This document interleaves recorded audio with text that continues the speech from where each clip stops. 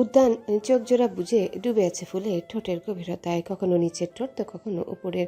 অবিরাম এক রাজত্ব কায়েম করে চলেছে সে। তার তপ্ত নিঃশ্বাসে ফুলের তখন দিশেহারা হওয়ার জোগাড়। হঠাৎ উদ্যান তার ঠোঁট ছেড়ে দিয়ে ঘাড়ের ভাঁজে মুখ ডুবিয়ে দিল। পাগলের মতো চুম্বনের নেশায় মত্ত হয়ে কানের কাছে গিয়ে ফিসফিসিয়ে বলল, You smell like a primrose, but taste like a strawberry and honey. ফুলের বোধশূন্য শরীরটা যেন মুহূর্তে প্রাণ ফিরে পেল। ছোটার জন্য ছটফটিয়ে উঠল মেয়েটা। উদ্যান বুঝতে পারল এই মুহূর্তে হয়তো মেয়েটা কোনো কঠোর বাক্যবাণে তাকে বিদ্ধ করবে, যার ফলে নিজের সুপ্ত বাসনাগুলোকে অবদমিত করে সে থেমে যেতে বাধ্য হবে। কিন্তু উদ্যান আজ পিছিয়ে যাওয়ার মতো মানসিক অবস্থায় ছিল না। তাই সে ফুলকে মুখ খোলার অবকাশটুকুও দিল না। ফের ঠোঁটে ঠোঁট দাবিয়ে দিল। ফুল কিছুক্ষণ ছটফট করে অবশেষে শান্ত হয়ে এলো। নোনা জল তার চিবুক বেয়ে ঝরে পড়ছে অবিরত। উদ্যানের দুহাত তখনও নিজস্ব ছন্দে ব্যস্ত। এক হাতে কোমরের হাড় শক্ত করে চেপে ধরে, অন্য হাতে ফুলের পিঠে সেটে থাকা ব্লাউজের বোতামগুলো একে একে অবমুক্ত করছে সে।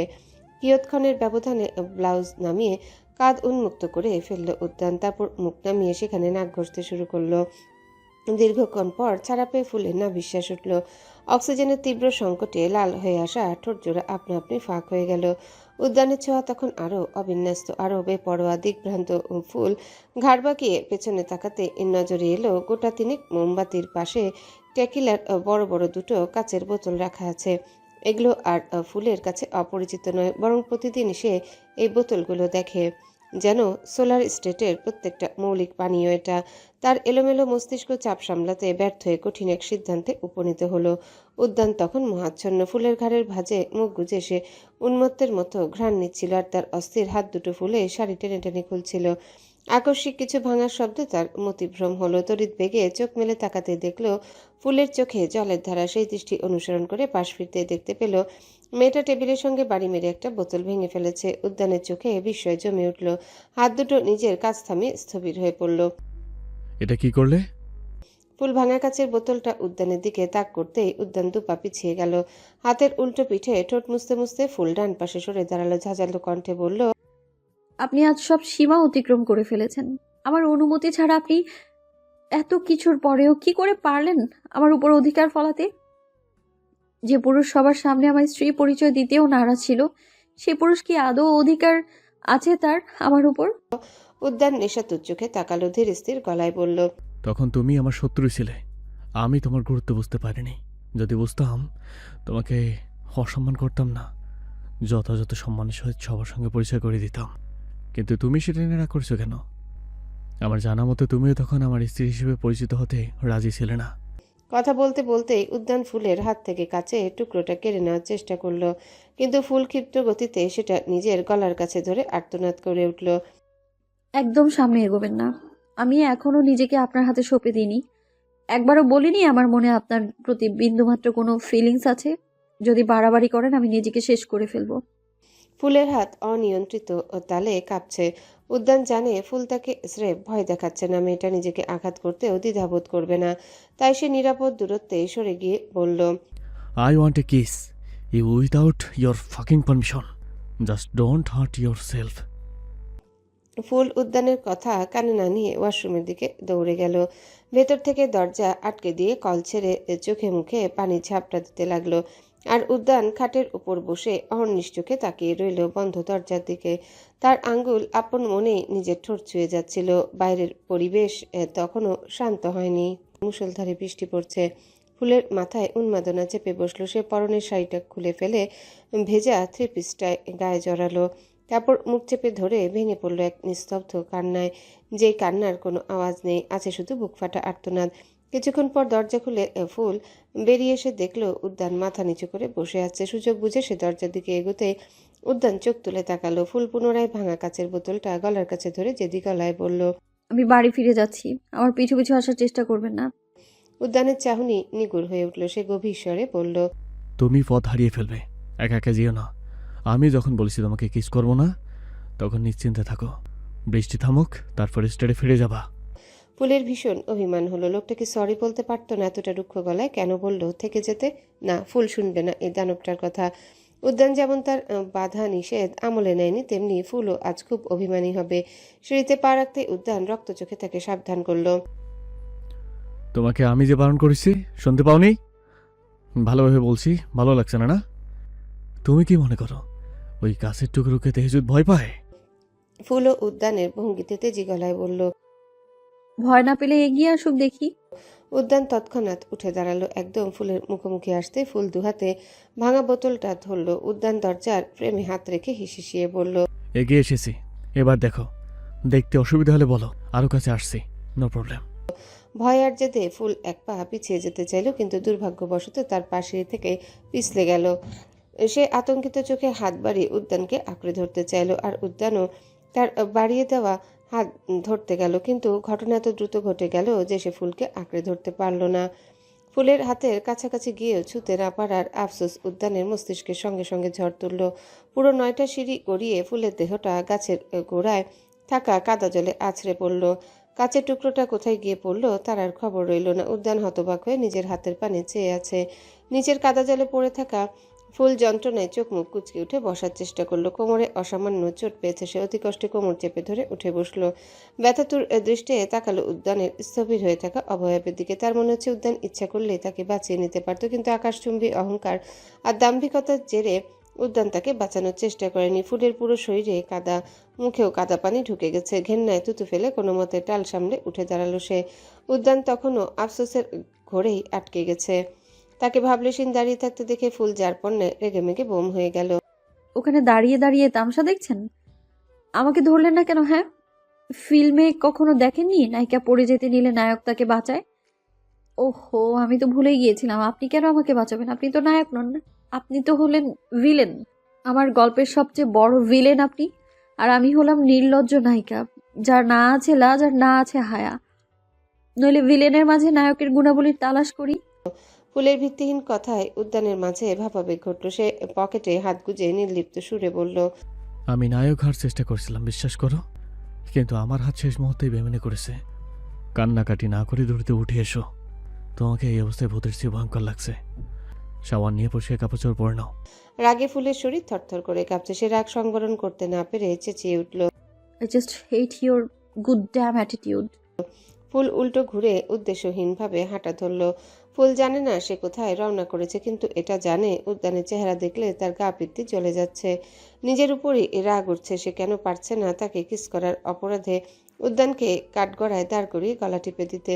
কেন তার বেহায়া মন প্রতিবাদী হয়ে উঠছে না? কেন সব ধরনের অঘটন ঘটিয়েও দানবটা পার পেয়ে যায়? ফুলের ছায়া মিলিয়ে যাওয়া মাত্রই ঝোপঝাড় থেকে রেনকোট পরা লুহান আর লুইস বেরিয়ে আসে। তারা দুজন ফুলের পিছু নিতে গেলে উদ্যান বাধা দিয়ে বলে। যাস না ওর পেছনে, দম্ব ভাঙ্গা আবশ্যক হয়ে উঠেছে। উদ্যানের কণ্ঠস্বর শুনে লুহান অনুমান করল উদ্যান ক্রোধের অনলে দাউ দাউ করে জ্বলছে। লুহান ধীর গলায় বলল। দেখ, রাগের মাথায় এমন কিছু করিস না যার জন্য পরে তোকে আফসোস করতে হয়। উদ্যানের নাসারন্ধ্র ফুলে উঠল। অন্ধকারের মাঝেও শক্ত চিবুক পরিলক্ষিত হলো। লুহান এর সঙ্গে সঙ্গে মাথা নত করল। উদ্যান দাঁতে দাঁত পিষে কিরমিরিয়ে বলল। আফসোস আমাকে নয়, ওকে করতে হবে। ও আজকে আমাকে যে পরিস্থিতিতে ফেলেছে, তার জন্য একটু শাস্তি ওর প্রাপ্য। উদ্যান পকেট থেকে কনসোল বের করে এক নজর দেখে নিয়ে ভেতরে চলে গেল। লুহান দীর্ঘশ্বাস ফেলে সেভাবেই দাঁড়িয়ে রইল, যদিও সে মনে মনে প্রার্থনা করছিল ফুল যেন শাস্তির এই কয়েক মিনিট নিরাপদে থাকে। ফুল কান্না ভরা চোখে এদিক ওদিক তাকাচ্ছে, কিন্তু নিশ্ছিদ্র অন্ধকারে কোনো বস্তুই তার নজরে পড়ছে না। সে ক্ষণে ক্ষণে পেছনে ফিরে তাকাচ্ছে আর অসহায়ের মতো ঠোঁট চেপে কান্না নিয়ন্ত্রণের বৃথা চেষ্টা করছে। উদ্যানকে ঘিরে তার অভিমানের পারদ যেন তরতর করে বেড়েই চলছে। সে আমার পিছু নেয়নি, আমি হারিয়ে গেলেও তার কিছু যাবে আসবে না, অথচ সে নির্দ্বিধায় ভালোবাসার কথা স্বীকার করে। এ কেমন ভালোবাসা তার? যে ভালোবাসায় মায়া টান উন্মাদনা নেই, সেই ভালোবাসা আসলে কোনো ধরনের অনুভূতি। হঠাৎ আকাশে চিরে কয়েকটা বিকট বজ্রপাত হলো। সেই কান ফাটানো শব্দে ফুলের সবটুকু সাহস নিমিষে ধূলিসাৎ হয়ে গেল। সে আর কান্না চেপে রাখতে পারল না। পাগলের মতো হু হু করে কেঁদে উঠল। সে পথ গুলিয়ে ফেলেছে। ফিরে যাওয়ার পথটাও এখন আর তার জানা নেই। সে মাথা চেপে ধরে ছুট লাগালো। আর নয়, অনেক হয়েছে। সে এবার ফিরে যেতে চায়। ফিরে গিয়ে উদ্যানের বুক বরাবর কয়েকটা ঘুষি মেরে জানতে চাইবে। এমন নির্দয় আচরণ আপনি কি করে করতে পারলেন? একটু কি মায়া লাগেনি আমার জন্য? আমাকে হারিয়ে ফেলার ভয়ে তটস্থ হয়ে যাননি কেন আপনি? কেন আমি আঘাত পাওয়ার পরেও আপনার হৃদয় গুমড়ে উঠল না? কেন জিজ্ঞেস করলেন না আমি কোথায় ব্যথা পেয়েছি? কেন আমার মুখে লেগে থাকা কাদামাটি মুছে দিলেন না আপনি? অন্ধকারের দিকভ্রান্তের মতো কতক্ষণ ছোটাছুটি করেও ও ফিরে যাওয়ার পথ খুঁজে পেল না ফুল। অবশেষে হার মেনে চিল্লিয়ে উঠল মেয়েটা। উদ্যান, কোথায় আপনি? আমাকে কি আপনার প্রয়োজন নেই? ফিরিয়ে নিয়ে যান না আমায়। আমি ভয় পাচ্ছি খুব। আপনি জানেন আমি ভূতেদের ভয় পাই। জানেন না, বলুন। আমি পথ হারিয়ে ফেলেছি। হন্যে হয়ে পথ খুঁজতে গিয়ে হঠাৎ পা পিছলে তার জুতা জোড়া ছিঁড়ে গেল। এক পা এগুতেই তীক্ষ্ণ সূচালো কিছু একটা বিঁধে গেল তার কোমল পায়ের তলায়। আহ! ব্যথায় কুকিয়ে উঠল ফুল। পা চেপে ধরে ধপ করে বসে পড়ল ভেজা মাটির উপর। তখনই এ ভারী বুট জুতোর পদচারণার শব্দ সমান তালে তার কর্ণগহ্বরে ভেসে এলো। সে উৎসুক হয়ে বলল, আমি জানতাম আপনি আমাকে ঠিকই খুঁজে বের করবেন। শুধু মনে হচ্ছিল আপনি হয়তো জেদ করে খুঁজতেই আসবেন না। কিন্তু আগন্তুক ছায়াগুলো যত অগ্রসর হচ্ছিল ফুলের চোখের মনি বিস্ময়ে তত বড় হয়ে যাচ্ছিল। এদের কাউকেই তার পরিচিত বলে মনে হচ্ছে না। গোটা দশেক টকবগে যুবককে চোখের সামনে দেখে ফুলের লোম খাড়া হয়ে উঠল। আতঙ্কে গলার স্বর বুঝে এলো তার। তবুও কাপা কাপা গলায় প্রশ্ন ছুড়ল। কারা আপনারা? বিপরীতে কোনো উত্তর দিল না লোকগুলো। সামনে দাঁড়িয়ে থাকা বিশাল দেহী লোকটা হাত দিয়ে ইশারা করতে পেছন থেকে দুজন দীর্ঘকায় মহিলার আবির্ভাব ঘটল। তাদের একজন হাতে থাকা টর্চের আলো সপাটে ফুলের মুখে পড়ল। তীব্র আলোর ঝলকানিতে ফুল চোখ খিচে বন্ধ করে নিল। তারা কোনো কথা না বলে ফুলকে টেনে দাঁড় করালো। এ কি, কারা আপনারা? আমার কাছে কি চাই? ছেড়ে দিন আমায়। ভালো হবে না কিন্তু, ছেড়ে দিন। ফুল ছোটার জন্য প্রাণপণ চেষ্টা করলো কিন্তু লাভ হলো না। মহিলা দুজন কল্পনার চেয়ে অধিক শক্তিশালী। সেই বিশাল দেহী লোকটা হঠাৎ গম্ভীর গলায় আদেশ করলো। তোর গায়ে যত ধরনের মেটালের জিনিস আছে সব খুলে ফেলে দে।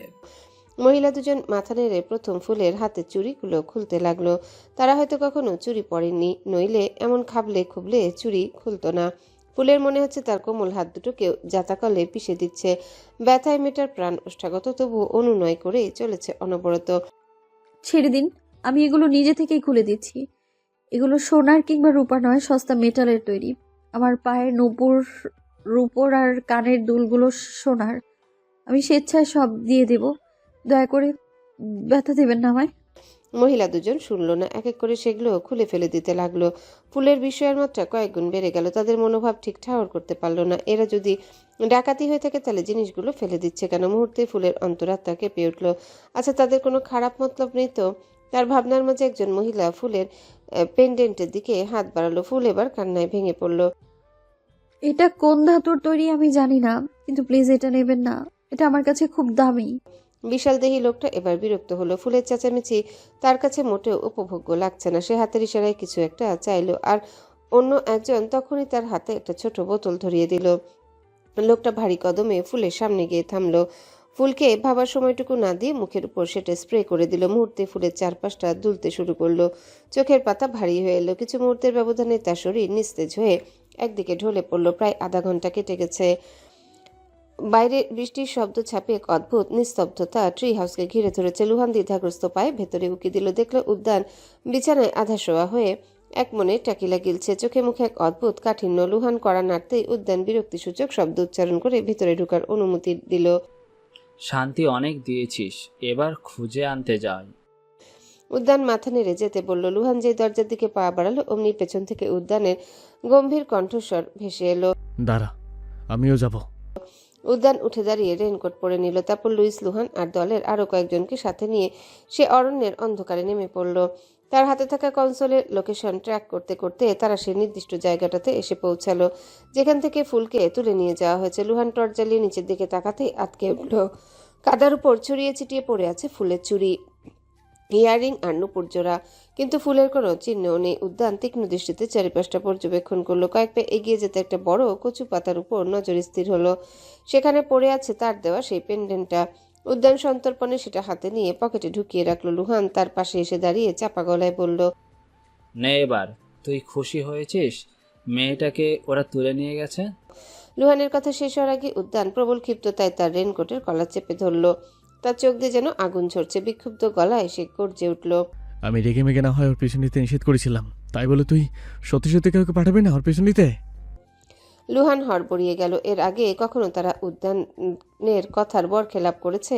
যে আজ করবে উদ্যান এটা আশাই বা করলো কিভাবে? সে বিস্মিত হয়ে পাল্টা প্রশ্ন করল। বউ হারানোর শোকে উন্মাদ হয়ে গেছিস। তোর আদেশ অমান্য করে ওর পিছু নিলে তুই আমাকে আস্ত রাখতিস? উদ্যান লুহানকে আরো কাছে টেনে এনে অগ্নিঝরা কণ্ঠে হিসিয়ে উঠল। ওর কিছু হয়ে গেলে আগে তোকেই মারবো, তারপর বাকি সবাইকে, ছাড়বো না কাউকে। কতক্ষণ অচৈতন্য ছিল ফুল তার কোনো ধারণা নেই। যখন ধীরে ধীরে চোখের পাতা মেলল, দেখলো সে এক ঘুটঘুটে অন্ধকার ঘরের মেঝেতে পড়ে আছে। ছাদ থেকে ঝুলে থাকা একটা পুরনো হলদে রঙের বাল্ব টিমটিম করে জ্বলছে, যা ঘরের নিস্তব্ধতাকে আরো গা ছমছমে করে তুলেছে। ফুল উঠে বসার চেষ্টা করলো। তার হাত পা বাঁধা নেই ঠিকই, কিন্তু সারা শরীরে বিন্দুমাত্র শক্তি অবশিষ্ট নেই। গায়ের কাদামাখা পোশাকগুলো শুকিয়ে শক্ত হয়ে গেছে। তার সেই রেশমের মতো মসৃণ চুলগুলো এখন কাদায় চিটচিটে আর জট পাকানো। আগুনের মতো তপ্ত নিঃশ্বাস বের হচ্ছে তার নাসারন্ধ্র দিয়ে। ফুল বুঝতে পারল প্রবল জ্বরে তার শরীর পুড়ে যাচ্ছে। চারিপাশটা ঝাপসা হয়ে আসছে। চোখ দুটো যেন যন্ত্রণায় আপনা আপনি বুজে যেতে চাইছে। ঠিক সেই মুহূর্তে এক করুণ আর্তনাদ তার কানে এসে বিঁধল। কেউ একজন খুব কাছে থেকে গোঙাচ্ছে। যন্ত্রণাকাতর সেই শব্দে ফুলের তন্দ্রাচ্ছন্ন শ্রবণেন্দ্রিয় মুহূর্তে সজাগ হয়ে উঠল। সে অমানসিক প্রচেষ্টায় ঘাড় বাঁকিয়ে পেছনের দিকে তাকালো। পর মুহূর্তেই ভয়ে তার কলিজা শুকিয়ে এলো। কয়েক হাত দূরে অন্ধকারের ভেতর একটা মেয়েকে শক্ত করে চেয়ারের সাথে বেঁধে রাখা হয়েছে। মেয়েটার অবস্থা বড়ই করুণ। উস্কো খুস্কো চুলগুলো মুখের উপর ছড়িয়ে ছিটিয়ে থাকে। তার চেহারা স্পষ্ট বোঝা যাচ্ছে না, কিন্তু তার অদ্ভুত গোঙানি আর শরীরের কম্পন দেখে তাকে পাগল বলেই মনে হচ্ছে। হলদেটে আলোয় সে দৃশ্য দেখে ফুলের শির দাঁড়াবে এক শীতল স্রোত বয়ে গেল। এই জনমানবিক অন্ধকারে কে এই মেয়েটি, আর কেনই বা তাকে এভাবে আটকে রাখা হয়েছে? মেয়েটির করুণ দশা দেখে ফুল আতঙ্কে শিউরে উঠল। অসুস্থ শরীর নিয়ে টলতে টলতে সে দেয়াল হাতড়ে ঘরের দরজা খুঁজতে লাগলো। একসময় দরজার নাগাল পেল, দেখলো তা বাইরে থেকে শক্তভাবে তালাবদ্ধ। ফুল দরজায় করাঘাত করে প্রাণপণ চিৎকার করলো, কিন্তু সে নিস্তব্ধ প্রকোষ্ঠ থেকে তার কণ্ঠস্বর বাইরে পৌঁছালো না। কেউ এলো না তাকে সাহায্য করতে। হতাশ হয়ে দরজার সাথে হেলান দিয়ে মেঝেতে ধপ করে বসে পড়ল। ভয়ে আর জ্বরের ঘোরে তার শরীর কাঁপছে। তার মধ্যে সেই বন্দি মেয়েটা ভাঙা গলায় অস্ফুট স্বরে বিলাপ করে উঠল। পানি, একটু পানি দাও। ফুলের বুকের ভেতরটা ভয়ে দূর দূর করে কাঁপছিল। সে ভয়ে আড়ষ্ট হয়ে দরজার কোণে কুকুরে রইল। এইভাবে কেটে গেল প্রায় ঘন্টা খানেক। তপ্ত জ্বরের ঘোরে ফুলের চোখ লেগে গেছেছিল, কিন্তু আবারও সে তৃষ্ণার্ত আর্তনাদ ভেসে এলো। পানি, পানি দাও না একটু। ফুলের ঘুম ছুটে গেল। এবার ভয়ের চেয়ে মায়া আর মানবিকতা প্রবল হয়ে উঠল তার মনে। সে অস্পষ্ট হলদে আলোয় চারিদিকে তাকিয়ে ঘরের এক কোণে একটা মাটির কলস দেখতে পেল। টলমলে পায়ে এগিয়ে গিয়ে কাপা হাতে কলসটা কাত করতে দেখলো তলানিতে সামান্য পানি অবশিষ্ট আছে। সেইটুকু পানি পাত্রে ঢেলে সে অতি সাবধানে মেয়েটার সামনে গিয়ে দাঁড়ালো। তার প্রতিটা পদক্ষেপে ফুটে উঠছিল গভীর জড়তার শঙ্কা। মেয়েটা তখনও মাথা নিচু করে গোঙাচ্ছিল। ফুল অতি সন্তর্পণে হাত বাড়িয়ে মেয়েটার মুখের উপর লেপ্টে থাকা সেই জট পাকানো চুলগুলো সরালো পানি খাওয়ানোর জন্য, কিন্তু চুলগুলো সরাতেই হলদে আলোয় যে মুখটি ভেসে উঠল তা দেখে ফুলের পায়ের নিচ থেকে মাটি যেন সরে গেল। বিস্ময় আর আতঙ্কে তার সারা শরীরে রক্ত হিম হয়ে এলো। তার হাতের পাত্রটি কাঁপতে কাঁপতে মেঝেতে পড়ে গেল। ম্যাম, আপনি এখানে? ফুলের চিৎকারে উর্বি ধীরে ধীরে মুখ তুলে চাইল, কিন্তু তার ঝাপসা দৃষ্টিতে ফুলকে চিনে ওঠার মতো শক্তি ছিল না। উর্বির এমন বিধ্বস্ত আর করুণ দশা দেখে ফুলের অস্থিমজ্জা শিরশিরিয়ে উঠল। ফুল তাকে কি করে ভুলে যাবে? এই মেয়েটি যে একদিন তাকে সাহায্য করেছিল, জঙ্গল থেকে উদ্ধার করে আবেশের হাতে তুলে দিয়েছিল। এক দেখায় কাউকে মনে না রাখাটা স্বাভাবিক হলেও এই কারণে ফুলের মনে আছে তাকে। পানি, একটু পানি। তৃষ্ণায় উর্বির কণ্ঠস্বর চিরে যাচ্ছে। ফুল হতবিহ্বল হয়ে মেঝেতে পড়ে থাকা খালি পাত্রটির দিকে তাকালো। উর্বির জীর্ণ মুখটা দেখে ফুল হিতাহিত জ্ঞান হারিয়ে আবার কলসের কাছে ছুটে গেল। কলসটা উপর করে অবশিষ্ট কয়েক ফোঁটা পানি পাত্রে জমি সে উর্বির সামনে ফিরে এলো। উর্বি পানিটুকু পান করে যেন প্রাণ ফিরে পেল। ফুল তার চুলগুলো সরিয়ে দেওয়ার উদ্দেশ্যে পেছনে ঠেলে দিতে উর্বির ঘাড়ে, গলায় ও গালে থাকা নখের আঁচড় আর কামড়ের বিদঘুটে দাগ ফুলের চোখ ঝলসে দিল। কে তুমি? উর্বি প্রায় ফিসফিসিয়ে শুধালো। ফুলের কণ্ঠরোধ হয়ে এলো, তবুও কষ্ট করে উচ্চারণ করলো। আমি ফুল, সেদিন জঙ্গল থেকে যাকে বাঁচিয়েছিলেন, মনে নেই?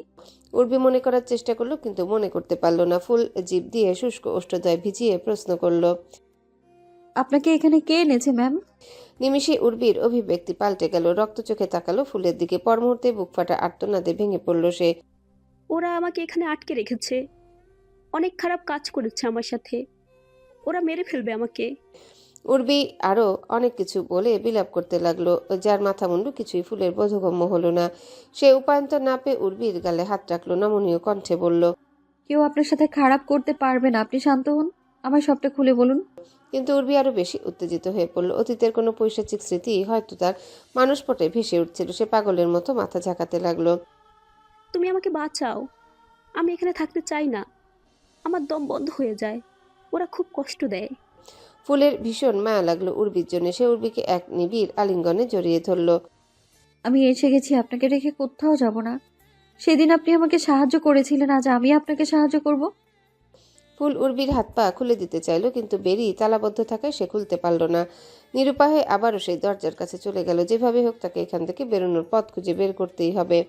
সে নিজের সর্বশক্তি দিয়ে দরজায় আঘাত করতে লাগলো। তখনই হঠাৎ দরজাটা খুলে গেল। দরজার সামনে দাঁড়িয়ে থাকা সেই মহিলা দুজনকে দেখে কয়েক পা পিছিয়ে গেল ফুল, কিন্তু পালাতে পারল না। তার আগে একজন তার হাত ধরে ফেলল, তারপর টেনে টুনে নিয়ে যেতে লাগলো। কোথায় নিয়ে যাচ্ছেন আমায়? ছেড়ে দিন। ফুল চারিদিকে তাকিয়ে জায়গাটা স্মরণ করে রাখলো। তারা দুজন ফুলকে নিয়ে সিঁড়ি বেয়ে উপরে উঠে এলো। সেই সাথে সাথে ভুতুরে পরিবেশ পেরিয়ে ফুল হঠাৎ তীব্র আলোর দেখা পেল। তাকে এক বিশাল রাজকীয় লিভিং রুমে এনে ছেড়ে দেওয়া হলো। আচমকা ছেড়ে দেওয়ায় ফুল হুমড়ি খেয়ে পড়লো মেঝেতে। চোখ তুলে দেখলো কতগুলো যুবক সোফায় বসে হাসি ঠাট্টা করছে। এক ভয়াবহ পরিস্থিতির মাঝখানে নিজেকে আবিষ্কার করে ফুলের হৃৎপিণ্ড যেন থমকে গেল। সেই বিশালদেহী লোকটা যাকে ফুল রাতের অন্ধকারে দেখেছিল, তার নাম ক্রাশার, রিহানের বডিগার্ড। সে এবার গম্ভীর গলায় বলে উঠল। মেয়েটা আসলেই মাথা নষ্ট করা সুন্দরী, হানের পাশে খুব মানাবে। উপস্থিত সবার লোলুপ দৃষ্টি গিয়ে পড়ল মেঝেতে লুটিয়ে থাকা ফুলের উপর। ঘৃণায় ফুল মাথা নিচু করে নিল। ঠিক তখনই রিহান ধীর পায়ে ফুলের দিকে অগ্রসর হলো। তার সামনে ঝুঁকে পড়ে হাতে থাকা কাচের বোতলের অগ্রভাগ দিয়ে ফুলের চিবুকটা উঁচিয়ে ধরল সে। তারপর মৃদুস্বরে গুনগুন করে গেয়ে উঠল। রিহানের চেহারা স্পষ্ট হতে ফুল রীতিমতো বাকরুদ্ধ হয়ে গেল। তাকে স্তম্ভিত হতে দেখে রিহান একগাল হেসে পড়ল। আমার রাজ্যে তোমাকে স্বাগতম ফ্লোরিটা। ফুলের শরীর আতঙ্কে শিহরে উঠল। সে অস্ফুট স্বরে উচ্চারণ করল। রিদম স্যার, আপনি? রিহান মাথা নেড়ে তাচ্ছিল্যের স্বরে বলল। No, you are wrong Florita. আমি রিদম নই, আমি Rihan. You can call me Han or whatever you want. ফুলের শরীর কাঁপতে শুরু করলো। সে তেজি গলায় বলল। আমার নাম ফুল। ফুল মিন্স ফ্লাওয়ার। উল্টাপাল্টা নামে ডাকবেন না একদম। রিহান ভাবুক গলায় বলল। এটা উল্টোপাল্টা নাম নয়, স্প্যানিশ নাম, যার অর্থ স্মল ফ্লাওয়ার।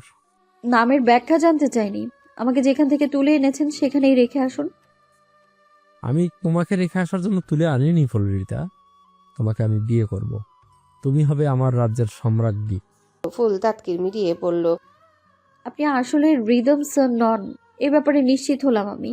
যদি হতেন তাহলে জানতেন যে আমি বিবাহিতা। আমি বিয়ে টিয়ে করতে পারবো না আপনাকে। রিহান আসন করে বসে পড়ল ফ্লোরে। তারপর অত্যন্ত আয়েশি ভঙ্গিতে গালে হাত রেখে পড়ল। দেখো ফ্লোরিটা, আমার কোনো নির্দিষ্ট ধর্ম নেই। আমার পাপা ছিলেন বৌদ্ধ আর মা হিন্দু। তোমার বিয়েটা হয়েছে মুসলিম রীতিতে, তাই আমার বাবা মায়ের ধর্মের দৃষ্টিকোণ থেকে দেখলে তোমার এই বিয়ের কোনো অস্তিত্বই নেই। তাই ঠিক করেছি, আজ এই মুহূর্তে আমি তোমাকে হিন্দু শাস্ত্র মতে বিয়ে করব। ফুল আর নিজেকে ধরে রাখতে পারল না। যন্ত্রণায় ফেটে পড়ে চিৎকার করে উঠল। কেন কেন বিয়ে করতে চাইছেন আপনি আমায়? রিহান শরীরটা সামান্য এগিয়ে নিয়ে ফুলের দিকে ঝুঁকে গেল। গাঢ় স্বরে বলল। কারণ তোমাকে না দেখে আমি তোমার প্রেমে পড়ে গিয়েছিলাম, আর আজ সামনে থেকে দেখার পর তোমাকে সরাসরি বউ বানিয়ে ফেলার ইচ্ছাটা মাথাছাড়া দিয়ে উঠেছে। তীব্র জ্বরে ফুলের চোখ মুখ ফুলে আছে। কাদামাখা নোংরা পোশাকে তাকে এই মুহূর্তে অত্যন্ত বিধ্বস্ত দেখাচ্ছে। নিজের এই জীর্ণ দশা দেখে ফুলের মনে হলো, একজন সুস্থ মস্তিষ্কের মানুষ কিভাবে এই অবস্থায় তাকে দেখে বিয়ের প্রস্তাব দিতে পারে। তার সাথে আসলে কি ঘটছে সে কিছুই বুঝে উঠতে পারছে না। অসহায়ত্ব চেপে ফুল আকুতি করল। ছেড়ে দিন আমায়, আমি আর নিতে পারছি না এসব। আপনার সাথে আবার আমার কোন জন্মে শত্রুতা আছে আমি কিছু বুঝতে পারছি না। রিহান উদাসীন চোখে ফুলের আপাদমস্তক মেপে নিল। তারপর বাঁকা হেসে বলল। আমি তো তোমাকে এখনো ধরেই নি ফ্লোরিটা, তাহলে ছেড়ে দেওয়ার প্রসঙ্গ আসছে কেন? বিয়ের পর যখন তোমাকে ধরবো তখন না হয় ছেড়ে দিতে বলো। এরপর রিহান তিনজন মেয়েটকে ডেকে কর্কশ কণ্ঠে আদেশ দিল। ওকে, যত দ্রুত সম্ভব বিয়ের জন্য তৈরি করে নিয়ে আয়। মেয়েরা ফুলের বাহু ধরতে এগোতেই এসে তেজস্বী কণ্ঠে গর্জে উঠল। খবরদার, একদম কাছে আসবেন না কেউ। আমি কথা শেষ না করে ফুল উল্টো ঘুরে পালানোর জন্য এক দৌড় লাগালো, কিন্তু পাহারারত সেই যমদূত সমনারী দুজনার হাতে সে মুহূর্তে আটকা পড়ল।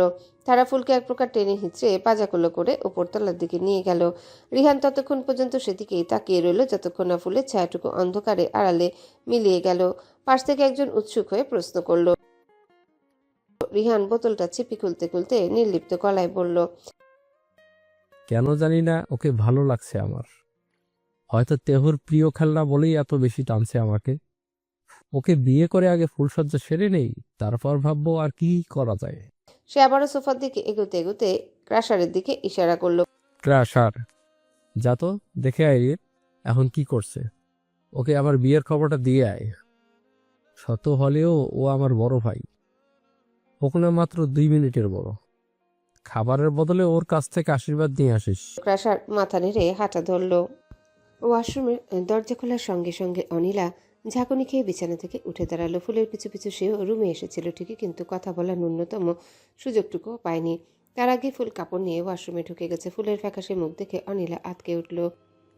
এই মাঝরাতে তুমি শাওয়ার নিলে ব্যান্ডেজ ভিজিয়ে ফেলোনি তো? বলতে বলতেই অনিলা ব্যস্ত হয়ে ফুলের দিকে এগিয়ে গেল, কিন্তু ফুলের পক্ষ থেকে কোনো সাড়া মিলল না। সে নির্বিকার। তার শরীর থরথর করে কাঁপছে দেখে অনিলা বিচলিত হয়ে তাকে ধরে ধরে বিছানায় বসিয়ে দিল। ফুলের তপ্ত ত্বকে হাত রাখতে এসে হড়কে উঠল। মেয়েটার গায়ে প্রচণ্ড জ্বর। এ কি, তোমার দেখছি ফিভার হয়েছে, তবুও শাওয়ার নিতে গেলে কেন? ফুল বিনা বাক্যে ক্লান্তিতে বিছানায় গা এলিয়ে দিল। অনিলা তাড়াতাড়ি করে ফুলের শিওরে বসলো। দেখলো জ্বরের ঘরে ফুলের মুখাবয়ব রক্ত জবার মতো লাল হয়ে আছে।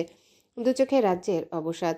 গালজোড়া ফুলে গিয়ে অন্য আকৃতির ধারণ করেছে। অনিলা তড়িৎ গতিতে উঠে দাঁড়ালো। তৎপর কণ্ঠে বলল, আমি অনিকে বলে এখনই ডাক্তার ডাকছি। ফুল শুনল কি না কে জানে। সে নিস্পন্দ হয়ে পড়ে রইল। অনিলা তার সম্মতির অপেক্ষায় না থেকে দরজার অভিমুখে রওনা হলো। তখনই হুড়মুড়িয়ে দরজার কাছে এসে দাঁড়ালো রিদম। এক নিঃশ্বাসে যেন সবগুলো সিঁড়ি ডিঙিয়ে এসেছে সে, যার দরুন হাঁপাচ্ছে খুব। এমন বিধ্বস্ত অবস্থায় রিদমকে হঠাৎ সামনে দেখে অনিলা ধরফরিয়ে কয়েক পা পিছিয়ে গেল। যখন বুঝতে পারল এটা রিদম, তখন সে বুকে থুতু দিয়ে শক্ত গলায় বলল, তুমি আচমকা কোথা থেকে হাজির হলে? রিদম বুক ভরে দম নিল। তারপর বলল, বোকা ফুলের থেকে ইনফরমেশন কালেক্ট করতে এসেছি। অনুমতি ছাড়া ঢুকে গেলে ঝামেলা পড়ে যাব। এক কাজ করো, ওকে এখানে একটু আসতে বলো। অনিলা ভ্রু তুলে জিজ্ঞাসা করল। কিসের ইনফরমেশন? রিদম দুহাতে মেলে দরজার দুদিকে ফ্রেম ধরেছিল। এহেন প্রশ্নে তার হাতের মুষ্টি দৃঢ় হলো। এসব প্রশ্নের উত্তর দেওয়ার মতো সময় বা মানসিকতা কোনোটাই এখন আর তার নেই। সে উন্মুখ হয়ে বলল, ওকে ডেকে আনো, যখন ওকে জিজ্ঞেস করব তখনই জানতে পারবে। ও এখানে এসে দাঁড়ানোর মতন কন্ডিশনে নেই, জ্বরে প্রায় সেন্সলেস হয়ে পড়েছে। রিদমের ধৈর্যের বাঁধ ভেঙে গেল। অস্থিরতায় এর দরজার কপাটে একটা জোরালো ঘুষি মেরে বসলো সে। সেই শব্দে অনিলা কেঁপে উঠল। ঠিক তখনই হট্টগোল শুনে বাকিরা কৌতূহলী হয়ে রিদমের পেছনে এসে ভিড় করলো। সোহাম অবাক হয়ে প্রশ্ন করল, কি হয়েছে তোর? হঠাৎ এমন ইয়ার্ডে বিহেভ করছিস কেন? সোহামের প্রশ্নে রিদম ঘাড় বাঁকিয়ে সবার দিকে একবার তাকালো। সবাই উপস্থিত থাকলেও সেখানে উদ্যান আর মেলো অনুপস্থিত। দেহ কোথায়? রিদম দাঁতে দাঁত চেপে জানতে চাইল। লুহান শান্ত স্বরে বলল, ফ্রেশ হতে গেছে। রক্তাক্ত শার্ট পরে আর কতক্ষণ থাকবে? ঝামেলা যেন শেষই হচ্ছে না। ভেবেছিলাম তোকে ছাড়িয়ে এনে একটু রেস্ট নিতে পারবো, কিন্তু তোর আচরণ দেখে তাও পারবো কিনা সন্দেহ হচ্ছে। রিদম তার কথা কানেই তুলল না। সবাইকে পাশ কাটি উদ্যানের রুমের দরজায় নক করলো, কিন্তু ভিতর থেকে কোনো সাড়া এলো না। উদ্যান হয়তো শাওয়ার নিতে ঢুকেছে, এখনই বের হওয়ার সম্ভাবনা কম। অনিলা কিছুক্ষণ কিং কর্তব্য বিমূঢ় হয়ে দাঁড়িয়ে থেকে অনির কাছে গেল। তার শার্টে হাতা টেনে ধরে নিচু গলায় বলল, ফুল খুব অসুস্থ অনি, প্লিজ আগে ওর জন্য ডাক্তার ডাকো। অনি এক পলক অনিলার উৎকণ্ঠিত মুখের দিকে তাকিয়ে পকেট থেকে ফোন বের করলো। তখনই রিদম উদ্ভ্রান্তের মতো অনিলার দিকে আরো এক পা এগিয়ে সে রুদ্ধ স্বরে বলল, দেহুর কাছ থেকে পারমিশন নিতে গেলে অনেক সময় নষ্ট হয়ে যাবে। তুমি গিয়ে বোকা ফুলকে বলো ও যেন মেয়েটার কথা তেহুকে বলেছে। আমি সেই মেয়েটার বিষয়ে ওর সাথে কথা বলতে চাই, আমাকে ঢোকার পারমিশন দিতে। রিদমের সংকীর্ণতা দেখে অনিলা শুকনো ঢোক গিলল। বুঝতে পারল রিদম খুব সিরিয়াস। বয়ে চলা প্রতিটা সেকেন্ডই তার কাছে খুব মূল্যবান, তাই সে আর পাল্টা প্রশ্ন না করে দ্রুত পায়ে রুমে ঢুকে গেল। ফুল তখন অবিন্যস্ত ভঙ্গিমায় বিছানায় লুটিয়েছিল। হট শাওয়ার নিলেও ব্যান্ডেজ ভেজায়নি সে। শুধু শরীরে লেগে থাকা ধুলোবালি ক্লিন করার পর পোশাক চেঞ্জ করে নিয়েছে।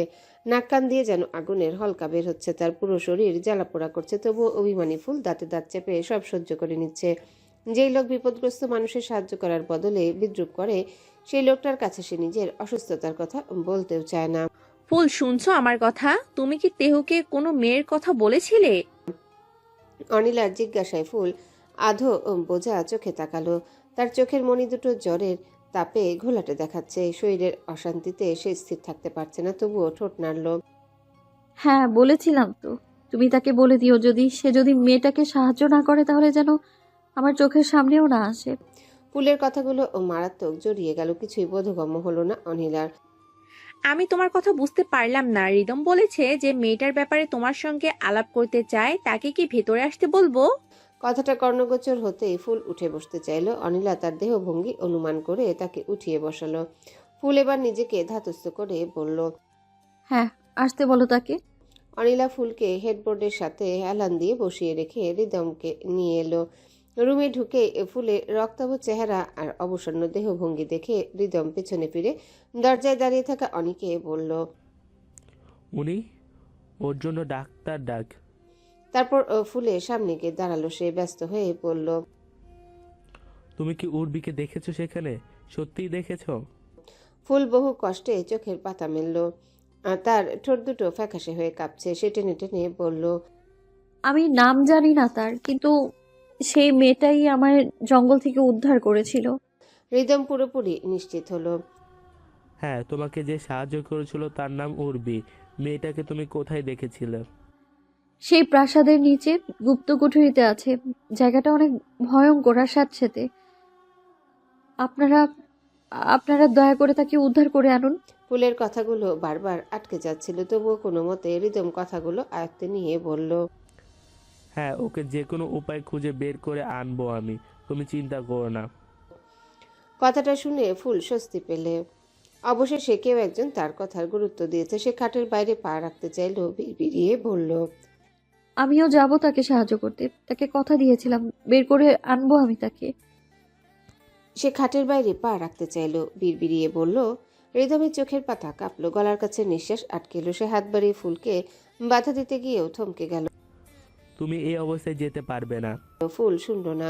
খাটের বাইরে পা রাখা মাত্রই উদ্যানের আগমন ঘটল। তার উপস্থিতিতে রুমের বাতাস যেন এক লহমায় ভারী হয়ে উঠল। সে দরজায় দাঁড়িয়ে রিদমকে লক্ষ্য করে গম্ভীর কণ্ঠে প্রশ্ন করল। What are you doing here? Ridom চমকে তাকালো সেদিকে। রুম থেকে বেরিয়ে যেতে চাইলে উদ্যান তীক্ষ্ণ কণ্ঠে বলল, আমার প্রশ্নের উত্তর না দিয়ে চলে যাচ্ছিস? রিদম মুখ তুলে তাকালো। শাওয়ার নেওয়ার ফলে উদ্যানের চোখ লাল দেখাচ্ছে। ঘাড় ছুঁই ছুঁই ভেজা চুলগুলো এলোমেলো হয়ে লেপ্টে আছে কপালের উপরিভাগে। রিদম সংক্ষেপে বলল, আমি উর্বির ব্যাপারে জানতে এসেছিলাম। উদ্যান পরনে ধূসর রঙের শার্টের হাতা গোটাতে গোটাতে উচ্চারণ করলো। পারমিশন? রিদম ভয় পেল না। আজ যেন তার ভয় ডর চিন্তা চেতনা সব হাওয়ায় মিলিয়ে গেছে। সে অবিচল কণ্ঠে বলল, পারমিশন ছাড়া ঢুকিনি তেহ, তোর বউয়ের থেকে পারমিশন নিয়েই ঢুকেছি। উদ্যান এক ঝটকায় রিদমের টি শার্টের বুকের অংশ খামচে ধরল। তার চোয়ালের হাড় শক্ত হয়ে উঠল। দাঁতে দাঁত পিষিয়ে পড়ল। তোর কি মনে হচ্ছে না তুই মেয়েটাকে নিয়ে বেশি বেশি মাথা কামাচ্ছিস? উর্বির প্রসঙ্গ আসতে রিদম বাজ বিচার ভুলে গেল। সে সম্পূর্ণ বেখেয়ালে উদ্যানকে ধাক্কা মেরে দিল। চেঁচিয়ে বলল, আমি মাথা ঘামাচ্ছি তাতে তোর কি? তুই নাক গলাচ্ছিস কেন? ওর কিছু হয়ে গেলেও তো তোর কিছু যাবে আসবে না। তুই তো ওর উপরে রেগে আছিস, কারণ ও টেরিটোরিয়াতে অভিযান চালানোর দুঃসাহস দেখিয়েছিল। শুধু তাই নয়, তোর বউকে তোর সৎ ভাইয়ের হাতে তুলে দিয়েছিল। রেগে থাকাটাই স্বাভাবিক, কিন্তু আমি রেগে নেই দেহ, একটুও না। বরং খুব কষ্ট হচ্ছে আমার। কলিজাটা পুরে খাক হয়ে যাচ্ছে। ইচ্ছে করছে সব জ্বালিয়ে পুড়িয়ে ছাড়খাড় করে দেই। রিদমের এই তীব্র আর্তনাদ শুনে বাকিরা হন্তদন্তে রুমে ঢুকে পড়ল। উদ্যান কোনো পাল্টা আঘাত করল না, বরং শান্ত কিন্তু ভয়ঙ্কর চোখে রিদমের দিকে তাকিয়ে রইল। ঘরের গুমট পরিবেশ দেখে সোহাম আর অনি দ্রুত রিদমকে চাপটে ধরল এবং এক প্রকার টেনে হিঁচড়ে ঘর থেকে বের করে নিয়ে গেল। লুহান দরজায় স্থির হয়ে দাঁড়িয়েছিল, অপেক্ষায় ছিল যে কখন উদ্যান তাকে লাঠি আনার হুকুম দিবে। কিন্তু আজকের সমীকরণটা ঠিক মিলল না। উদ্যান খুব ধীর ভঙ্গিতে খাটের উপর বসে পড়ল, তার দৃষ্টি মেঝের দিকে নিবদ্ধ। একদম নিস্পৃহ কণ্ঠে সে বলল, তুইও আমার পারমিশন ছাড়ে ভিতরে ঢুকে গেছিলি লুহান। লুহান মাথা নিচু করে উল্টো ঘুরে বেরিয়ে যেতে নিল। যাওয়ার সময় তার কানে এলো উদ্যানের শীতল কণ্ঠস্বর। রোড যেখানে যেতে চাইছে সেখানে যেতে দে ওকে। দরকার হলে তোরাও সঙ্গে যা, জাস্ট মেক শিওর ফিরে এসে যেন ও আমার মুখোমুখি না হয়। লুহান নিঃশব্দে মাথা নেড়ে বেরিয়ে গেল। তার পিছু পিছু অনিলাও ধীর পায়ে রুম ছাড়ল। ফুল এতক্ষণ হেডবোর্ড আঁকড়ে ধরে দাঁড়িয়েছিল, তার শরীর কাঁপছিল, চোখের সামনে সবকিছু ঝাপসা হয়ে আসছিল। তবুও সে একটা শব্দ উচ্চারণ করেনি। উদ্যান হাঁটুতে কনুই রেখে একভাবে বসে আছে, চুল থেকে পানি গড়িয়ে পড়তে পড়তে শার্টের ঘাড়ের অংশ ভিজে যাচ্ছে। ফুল কসরত করে খাটের উপর গুছিয়ে বসলো। উদ্যান আর তার মাঝে দূরত্ব অনেক। ফুল বসে আছে হেডবোর্ড ঘেঁষে, আর উদ্যান ফুটবোর্ডের নিকটে। তীব্র ব্যথায় মাথাটা চেপে ধরল ফুল। তারপর উদ্যানের দিকে না তাকিয়ে বিদ্রুপে সুরে বিড়বিড় করলো। যাক, অন্তত রিদম স্যারের বুকে হৃৎপিণ্ড আছে। সঙ্গে সঙ্গেই উদ্যান সরু চোখে তার দিকে তাকালো। কি বললে তুমি?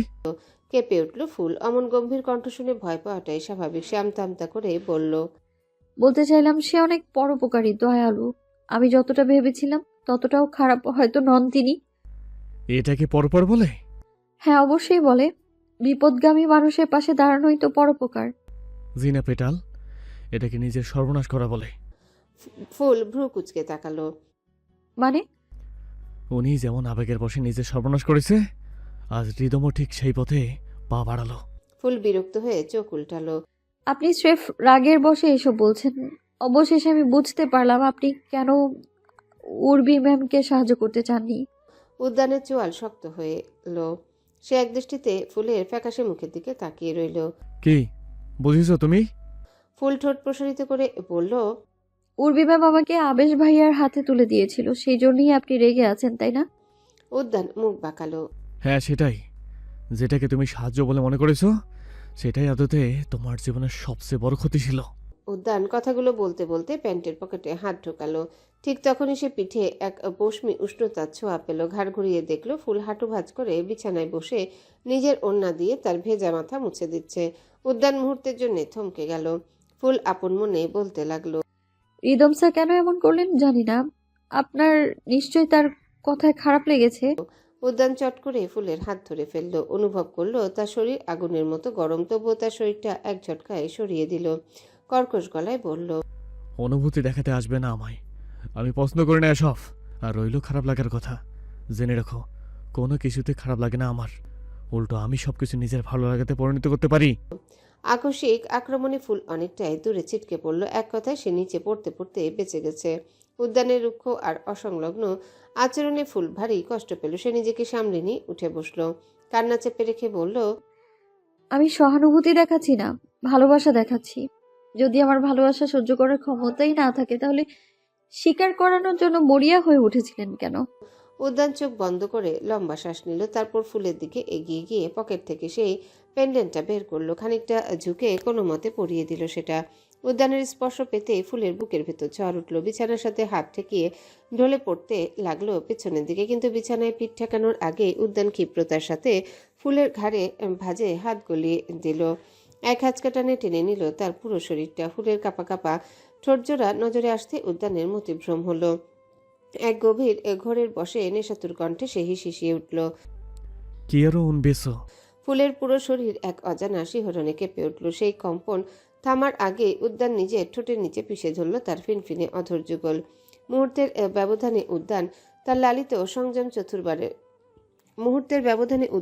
লালিত সংযম চতুর্থবারের মতো ছিন্ন ভিন্ন করে ফেলল। জ্বরে তপ্ত ফুলের শরীরটা শক্তিহীন হয়ে বিছানায় লুটিয়ে পড়তে চাইল। উদ্যানের বলিষ্ঠ হাত তাকে স্থির করে রাখলো। ঠিক সেই মহাবিষ্ট মুহূর্তে কারো পায়ের আওয়াজে উদ্যান দমে গেল। মুখ তুলে পেছনে তাকানোর পর মুহূর্তে একজন মহিলা ডাক্তার এসে হাজির হলেন। কি চাই? ডাক্তার মাথা নিচু করে বললেন, অনি স্যার পাঠালেন মিস্টার স্যার চিকিৎসার জন্য। উদ্যান তখনও সে পৈশাচিক ঘরের মাঝে বিচরণ করছিল। সে কোনো কিছু না ভেবেই বলল, প্রয়োজন নেই, লিভ। ডাক্তার কথা না বাড়িয়ে দ্রুত পায়ে প্রস্থান করলেন। উদ্যান পুনরায় মুখ ঘোরাতে ফুলের ধবধবে ফর্সা গলা নজরে এলো। সে যেন হিতাহিত জ্ঞান হারিয়ে আবারও মুখ নামিয়ে নিল। উদ্যানের ঘন ঘন চুমুর ছোঁয়ায় ভিজে উঠল ফুলের ঘাড়, গলা আর বুকের উপরিভাগ। সে এতটাই উন্মত্ত হয়ে পড়েছিল যে ফুলের চেহারার দিকে তাকানোর প্রয়োজন বোধ করল না। ফুলের চেহারা তখন নজরে এলো যখন সে ফুলের ঠোঁটে চুমু খেতে গেল। ফুলের বন্ধ চোখের পাতার নিথর দেহভঙ্গি দেখে তার হুঁশ ফিরল। ফুল যে গভীর জ্বরে আর অবসাদে চেতনা হারিয়ে ফেলেছে তা বুঝতে পেরে তার মেজাজ সপ্তম আকাশে চলল। পেটাল চোখ খোলো। বাসর কি করতে দেবে না আমায়? আচ্ছা, তুমি এত ঘন ঘন বেহুশ কি করে হও? ক্লান্ত লাগে না তোমার? আমার তো ইচ্ছা করছে এই অসর্তন্য অবস্থায় সবকিছু সেরে ফেলি। উদ্যান ঠাস করে ফুলের শরীরটা বিছানায় ফেলে দিল। ফলস্বরূপ ফুলের অলুলায়িত চুলগুলো এলোমেলো হয়ে পুরো মুখ ঢেকে ফেলল। উদ্যান এবার পুরোপুরি ফুলের উপর ঝুঁকে এলো। আঙ্গুল দিয়ে অগোছালো চুলগুলো সরিয়ে দিয়ে নিশাতুর চোখে তাকিয়ে বলল, মাই ডিয়ার ওয়াইফি, সেরে ফেলবো নাকি বাসর? ভেঙে গুড়িয়ে দেবো নাকি তোমার সব অহংকার? তুমি না বলেছিলে শেষ নিঃশ্বাস পর্যন্ত কলঙ্কহীন থাকবে? লাগিয়ে দেবো নাকি আমার নামে সেই গাঢ় কলঙ্ক? বলতে বলতেই উদ্যান ফুলের ঠোঁট সজোরে আঁকড়ে ধরল। বেশ কিছুক্ষণ সেই নিথর শরীরে নিজের অধিকার খাটিয়ে সে উঠে বসল। কিয়ৎক্ষণ ফুলের সেই পাথরের মতো পড়ে থাকা দেহটার দিকে চেয়ে থেকে বিড়বিড় করল, না, এভাবে মজা হবে না। মজা তো তখন হবে যখন তুমি সজ্ঞানে নিজেকে আমার কাছে বিলিয়ে দিবে। সেই দিনটা খুব বেশি দূরে নয় petal. I am very excited. Say pocket থেকে ফোন বের করে ডাক্তার নাম্বারে কল লাগালো। উদ্যানের আদেশ পাওয়া মাত্রই সেই ডাক্তার আবারও ফিরে এলেন। অত্যন্ত সতর্কতার সাথে ফুলের চেক আপ করে তিনি বললেন, মিস ট্রেসার মাথায় আঘাত পেয়েছেন, তাই এই মুহূর্তে মাথায় পানি দেওয়া বা স্পঞ্জিং করানো ঠিক হবে না। বলতে বলতেই ডাক্তার ফুলের ওড়নাটা একটু সরিয়ে দিতে চাইলেন। উদ্যান মুহূর্তে বাজ পাখির মতো গর্জে উঠল। এইসব কি করছেন আপনি? ডাক্তার ঘাবড়ে গিয়ে তোতলাতে লাগলেন, আমি আমি জাস্ট ওনার গায়ের বাড়তি কাপড়টা সরিয়ে দিতে চাইছিলাম, যাতে শ্বাস নিতে সুবিধা হয় ওনার। উদ্যান তর্জনী উঁচিয়ে ঠান্ডা গলায় সাবধান করল। ওর কাপড়ে হাত দিলে সেই হাত নিয়ে এই রুম থেকে বের হতে পারবেন না। ডাক্তার ভয়ে শুকনো ঢোক গিললেন। দ্রুত থার্মোমিটার দেখে বললেন, সরি মাস্টার, আমি জ্বর মেপে দেখেছি, 103 ডিগ্রি। উদ্যান নির্লিপ্ত সুরে বলল, খুব বেশি নয়, তবুও কোনো সেন্স হারায়। সেন্স হারানোর প্রবণতা কমানোর কোনো মেডিসিন নেই? তেমন কোনো স্পেসিফিক মেডিসিন নেই মাস্টার। মনে হচ্ছে মিস ট্রেসা অনেকক্ষণ ধরে কিছুই খায়নি, সেই জন্যই তার শরীর দুর্বল হয়ে পড়েছে। উদ্যানের মনে পড়ল ফুল পুরো একদিন না খেয়ে আছে। সে মাথা নেড়ে সায় দিল, হ্যাঁ, খাইনি, বেশ অনেকক্ষণ হয়েছে। সেন্স ফিরেতে সাহায্য করবেন এমন কিছু দিন।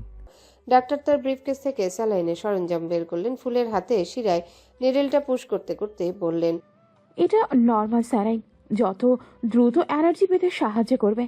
আমি কিছু এক্সট্রা মেডিসিন দিয়ে দিচ্ছি, ওনার জ্ঞান ফিরে খাইয়ে দেবে।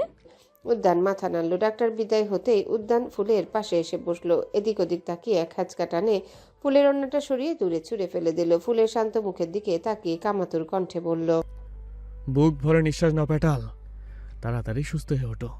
I am waiting for you.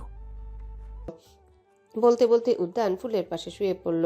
তাকে আষ্টে পৃষ্ঠে জড়িয়ে ধরে নিজের কপাল ফুলে তপ্ত কপালে ঠেকালো। তারপর ঘর কাঁপিয়ে তার পার্সোনাল অ্যাসিস্ট্যান্টকে আদেশ দিল, Alex, close the door. Don't open it until I tell you two.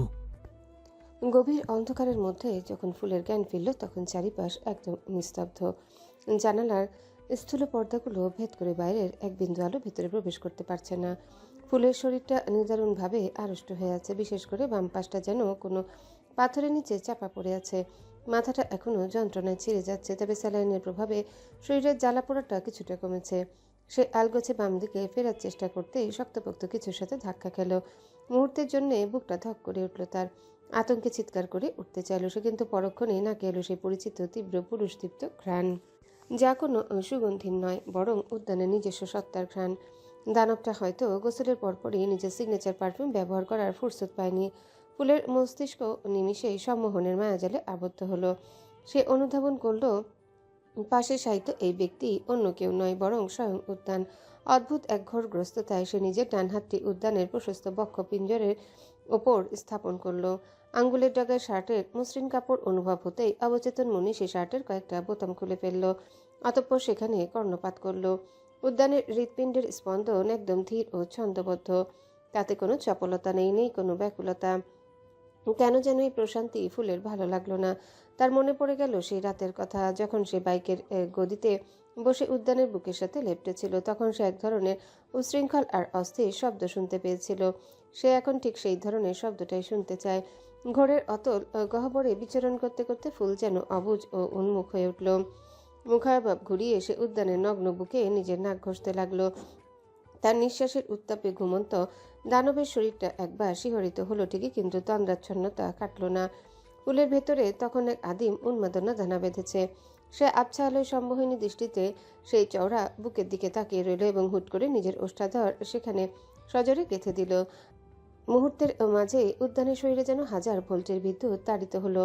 এক ঝটকায় চোখ মেলে খাটের উপর সচকিত হয়ে বসল সে। দম যেন তাল হারালো, শ্বাস প্রশ্বাসের গতি বেড়ে গেল। Alex, turn on the light. উদ্যানের আদেশে তৎক্ষণাৎ লাইট জ্বলে উঠল। দীর্ঘক্ষণ অন্ধকারে থাকার পর তীব্র আলোকচ্ছটা ফুলের চোখে শুলের মতো বিঁধল। সে বালিশে মুখ লুকিয়ে আলোর হাত থেকে পরিত্রাণ পেতে চাইল। উদ্যান এক পলক তাকে দেখে নিয়ে পানির গ্লাসটা হাতে তুলে নিল। তৃষ্ণা মিটিয়ে শার্টের বোতামগুলো পুনরায় সংবদ্ধ করতে করতে নিরাসক্ত কণ্ঠে বলল, আমি এই ধরনের মজা একদমই উপভোগ করি না। এমন করবে না কখনো। ফুল মুখ ঘুরিয়ে পিটপিট চোখে তাকালো। এটাকে মজা কেন বলেন? কখনো করব না মানে কি? ব্যথা পেয়েছেন আপনি? পাননি তো? তাহলে আপনি ভালোবাসেন আমাকে, আমিও ভালোবাসি। আমি করবো এমন। এদিকে আসুন। উদ্যান সরু চোখে তাকালো। বুঝতে পারলো মেয়েটার মাথা ঠিক নেই। উদ্যান খাটের বাইরে পা রাখলো। খাবার নিয়ে এলে খেয়ে নিও। টেবিলের উপর মেডিসিন রাখা আছে, আনিলাকে পাঠিয়ে দিচ্ছি। কোথায় যাচ্ছেন আপনি? থাকুন না এখানে। উদ্যান ফিরে চাইল ফুলের দিকে। দুপুর হয়ে গেছে, ফ্রেশ হয়ে লাঞ্চ করব। যদিও অসম্পূর্ণ কাজ সম্পূর্ণ না করে যাওয়ার প্ল্যান ছিল না, কিন্তু তুমি হুঁশি নেই। শরীরের কন্ডিশন দেখে মনে হচ্ছে না যে সামলাতে পারবে। দরজার সন্নিকটে পৌঁছে উদ্যান আদেশ করলো, অ্যালেক্স, ওপেন দ্য ডোর। অপার এক যান্ত্রিকতায় দরজা খুলে যেতেই উদ্যান রুম ত্যাগ করলো। ওয়াশরুম থেকে বেরোতেই অনিলা দৃষ্টি নিবদ্ধ হলো টেবিলের উপরে রাখা ছোট্ট পেজারটির দিকে। যন্ত্রটি সূক্ষ্ম শব্দে স্পন্দিত হয়ে জ্বলজ্বল করছে। ভ্রু কুচকে সে এগিয়ে গিয়ে সেটা হাতে তুলে নিল। সবুজ সংকেত দেখে বিস্ময় জাগলো মনে। উদ্যান তাকে ডাকছে। সাধারণত প্রয়োজন হলে উদ্যান অনিকে তলব করে, তাকে প্রায় কখনোই ডাকে না। তবে আজকেই এমন হলো যে দানবটা তাকে স্মরণ করছে। সবুজ আলোয় টাচ করতেই উদ্যানের কণ্ঠস্বর ভেসে এলো, ব্যাটেলের জন্য খাবার নিয়ে এসো। মেটকে বলতে পারলাম না, কিন্তু ইউনো স্পাই স্টেট আছে এখানে। ফুল নিষ্প্রাণ চোখে হাতের দিকে চেয়ে আছে। হাতের উল্টো পাশে ড্রেসিং টেপ লাগানো। তখনই অনিলা দরজার আড়াল থেকে উকি দিয়ে মৃদুস্বরে বলল, ভেতরে আসবো ফুল? ফুল দরজার দিকে তাকিয়ে ইশারায় অনুমতি দিল। অনিলা খাবার ভর্তি ট্রে নিয়ে ফুলের পাশে এসে বসলো। তাকে ধরে ধরে উঠে বসালো। খাবার নিয়ে এসেছি, খেয়ে নাও। শরীর একদম ভেঙে গেছে তোমার। অনিলার সহায়তে ফুল খাবার শেষ করে মেডিসিন খেয়ে নিল। উর্বি ম্যামকে কি নিয়ে এসেছে অনিল আপু? ফুলের প্রশ্নে অনিলা মাথা নাড়ল।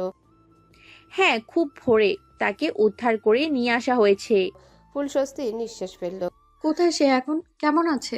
অনিলা একটু সময় নিয়ে উত্তর দিল, মেয়েটার অবস্থা একদমই ভালো না, জ্ঞান ফেরেনি এখনো। যদি আরো কয়েক ঘন্টা সেই জায়গায় বন্দি থাকতো মরেই যেত হয়তো। ফুল শুকনো ঢোক গিলল। সেই বিভীষিকাময় জায়গার দৃশ্য পুনরায় তার মানসপটে ভেসে উঠল। হ্যাঁ, তাকে খাবার দেয়া হতো না, মরে যেত সেটা নিশ্চিত। ভাগ্য ভালো যে রিহানের লোকেরা ওনাকে জীবিত ফেলে রেখে গেছে। অনিলার হঠাৎই অস্থির লাগতে শুরু করলো। সে বিড়বিড় করে বলল, শুধু নিঃশ্বাস চলছে মেয়েটার। এটাকে বেঁচে থাকা বলে না। তার চেয়ে মেরে ফেললেই ভালো হতো। ফুলের শরীর শিউরে উঠল। জিভ দিয়ে ঠোঁট ভিজিয়ে বলল, কি বলতে চাইছো? মেয়েটার উপর ওরা অমানবিক নির্যাতন চালিয়েছে, রেপ করেছে অগণিত বার। শুধু একজন নয়, একাধিক লোক শতাধিক বার রেপ করেছে। ফুল আটকে উঠল।